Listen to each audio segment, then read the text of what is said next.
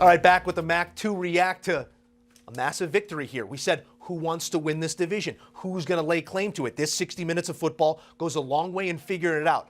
Obviously, all sorts of issues here still for Pittsburgh, but It's enough today. What did they do well enough to win? They played defensively what I call elbow defense.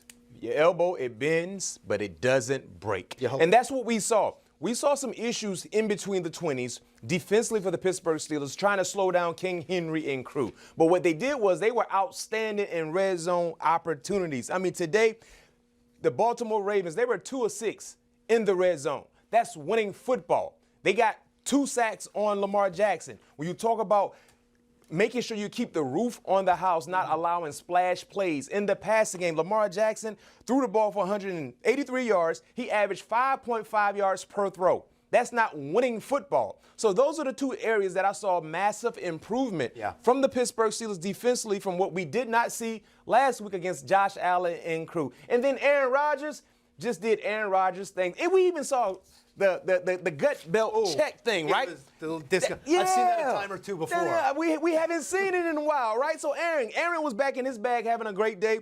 284 yards, 1 touchdown, no sacks. The offensive line did a great job keeping him upright and clean. And finally, the guy we've been calling for and asking for almost a month and a half, it feels like, DK showed up. 7 receptions, 148, and a touchdown. They made sure they were going to get him involved, and they did so early. And, of course, they were able to sustain that same level of production coming from DK Metcalf. Rodgers had thrown for 175 pass yards or fewer in 3 consecutive starts, had not thrown for over 250 in a game this season, goes for 284 in this one.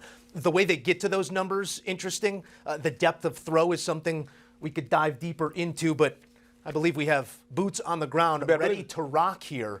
As we take a look at some numbers coming out of this one, Rodgers does enough, 23 of 34, 284, and the touchdown. A look at your box score here momentarily as we see that 27-22 final. And I want to go deeper with you here, Mac, on what this means, not just for this race for the North, but, man, it's a rivalry, and they take one off of the rival. It feels good because we know what's at stake in this matchup, and being able to get off to a good nod was great for Pittsburgh.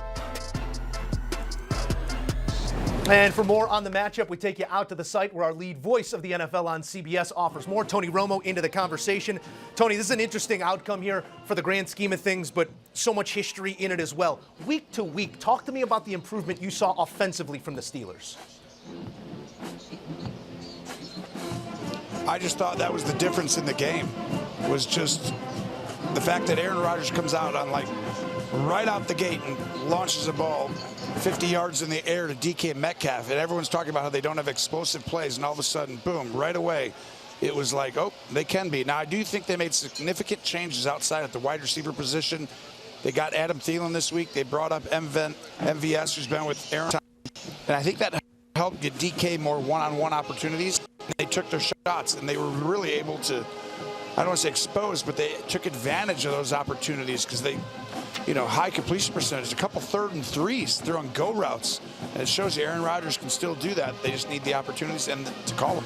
This was a matchup of perennial MVPs. Lamar Jackson, obviously, we've seen more in more recent memory. 5 interceptions already this season after throwing just 4 in what could have been an MVP season a year ago. He's played far less football. Offensively, sort of same idea, but flip side of the coin, Tony. Where are you seeing things not click and get into rhythm for the Ravens? Well, the first thing was Lamar has not been as explosive with his movement, whether it's design runs, scrambles. He just hasn't made as many people miss in situations. Today they had a few calls go against him that were very questionable. I also think he started to realize I kind of can go. I mean, when you have injuries like that in the hamstring, you don't really want to go from 0 to 60 and push the gas right away. So he's kind of been a little bit protective of that, but he opened it up a little bit today. And I think that'll continue to happen. He just ran into a Steeler team who in some ways got embarrassed last week against Buffalo in the run game for sure. And so they were going to bring it today. Now, they still give up a bunch of rushing yards, but they played very hard. And Patrick Queen played at an incredibly high level and made some huge plays in this game. Gas an issue, breaks as well, even on that one that he takes in with his legs. Looks like it's not fun stopping right now for Lamar Jackson. We'll see what they look like moving forward, but a final thought here on the Pittsburgh Steelers, because you mentioned the explosives down the sideline. it looked, and I'm interested in how it looked to you, still vanilla in the way that they're stretching the field. Their inability to run the ball and then maybe those vanilla looks downfield. How far can that offense take you if it's a lot of perimeter here, perimeter there? Well, the fact that they got out to the perimeter down the field is a good start. So you are right, though. Eventually, we can disguise things and then roll coverages over the top to make it look that way. They got caught later in the game on a similar type play on the third down to end where it looked like it was going to be one-on-one, but it wasn't. So I think teams will take advantage of that eventually. The big thing is they got to run the football. They just have not been consistent enough there. They have not found their footing there. And we'll see. Aaron with the injury with his hand hurt a little bit, but now he's back under center. They've got to figure out a way to get more plays that are in, get a chunk play here or there. Because right now they're just dependent on situational ball where they have to win on that third down. They have to win in the red zone. And if they don't, they're going to lose the football game. 34 total rushing yards as a team, but we did get to see one of those old discount double checks, and for that we give thanks. Tony Romo, thank you to you as well. Thanks, appreciate it. Another great call by our team there in Baltimore. A massive victory here on the road in a rivalry matchup, one that could go a long way in deciding that division, And you know, you have decisions as well. Make this one. It's Landman. I'm caught up, by the way. Streaming right now on Paramount Plus, an all-new season. Mac, no spoilers, but we know it's B-Mac's favorite show. All right, back in studio, Mac, and I do want one broader thought from you here because this is a rivalry matchup. You don't take the moment to gloat, but they go down in history, and this is one of the historic ones. What does this mean in terms of putting a little extra gas in the tank for Pittsburgh moving forward? Well, this was a message to Baltimore because these two teams are fighting for that number one spot in the AFC, and understanding and knowing they got the best of Baltimore in the first outing.